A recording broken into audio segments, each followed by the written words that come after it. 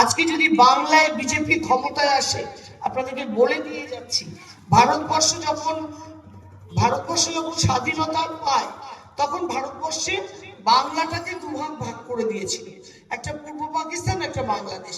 পূর্ব পাকিস্তান 71 সালে ওরা মুক্তিযুদ্ধ করে বাংলাদেশ নাম করলো, আমরা বাংলা, একটা বাংলাকে দুভাগে ভাগ হলো।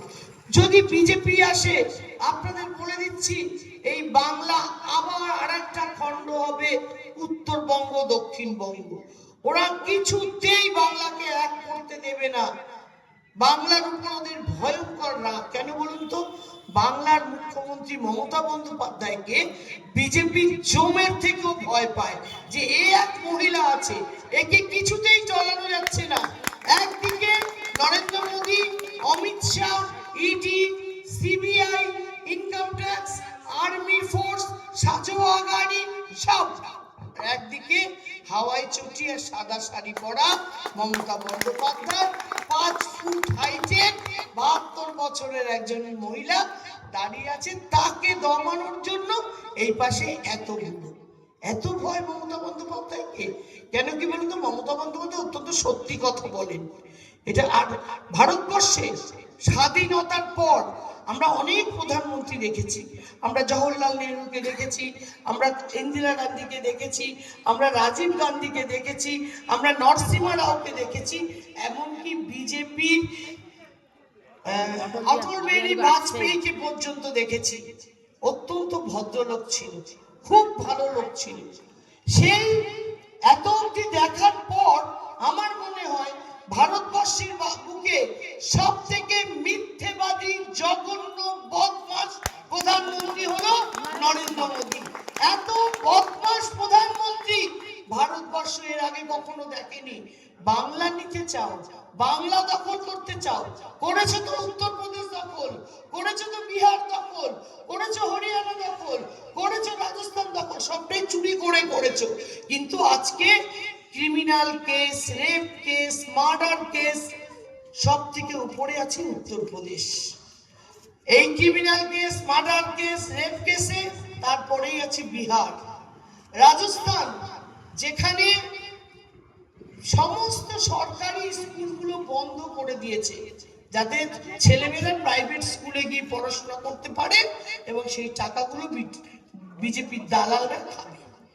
আজকে নরেন্দ্র মোদী 14 সালে ক্ষমতায় আসার পর আজ অব্দি সারা ভারতবর্ষে 90 লক্ষ সরকারি স্কুল বন্ধ করা হয়েছে, সবগুলোকে প্রাইভেটাইজড করেছে।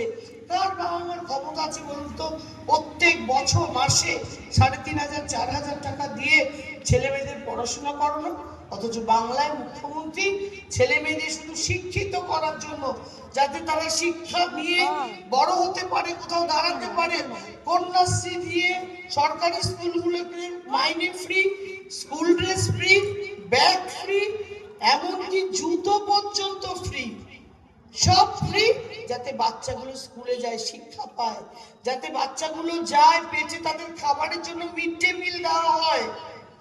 মমতাদি একদিকে চাইছে সরকারি স্কুল ঠিকঠাক করে চালাতে, যাতে গরিব বাচ্চাগুলো শিক্ষা পায়, আর ওইদিকে ওরা চাইছে সরকারি স্কুলগুলো বন্ধ করে শিক্ষাকে নিচের মান নামিয়ে দিতে।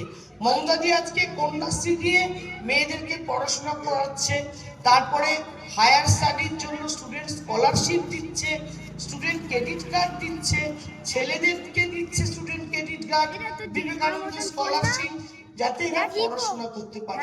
বহু ছেলে এই 10 লক্ষ টাকা স্টুডেন্ট ক্রেডিট কার্ড নিয়ে তারা বিদেশে পড়তে চলে গেছে, কারণ মাত্র 4% সুদ, তাও আবার বলা আছে এরা চাকরি পেলে তবে শোধ করবে।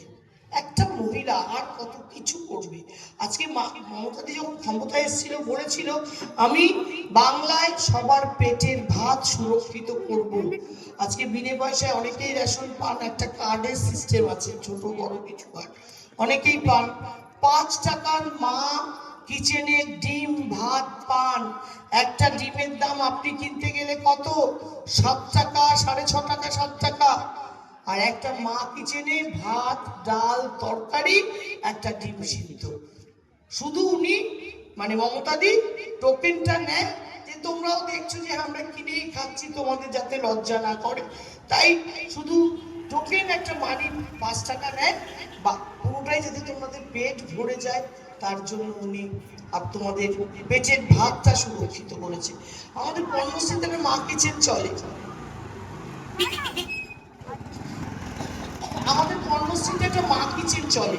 আপনারা জানেন, আপনারা দেখলে হাসবেন, ফ্ল্যাটের ওপর থেকে মহিলারা নামে 10 টাকা দিয়ে 2টো ডিম কিনে নিয়ে চলে যায়, বলে ডাল তরকারি নেবেন না, বলো না ওগুলো দিয়ে দিন।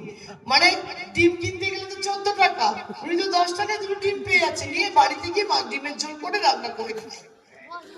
মমতাদি এইসব সমস্ত কিছু, মমতাদি যা করেছে সবার জন্য করেছে, সবার জন্য, কখনো বলেনি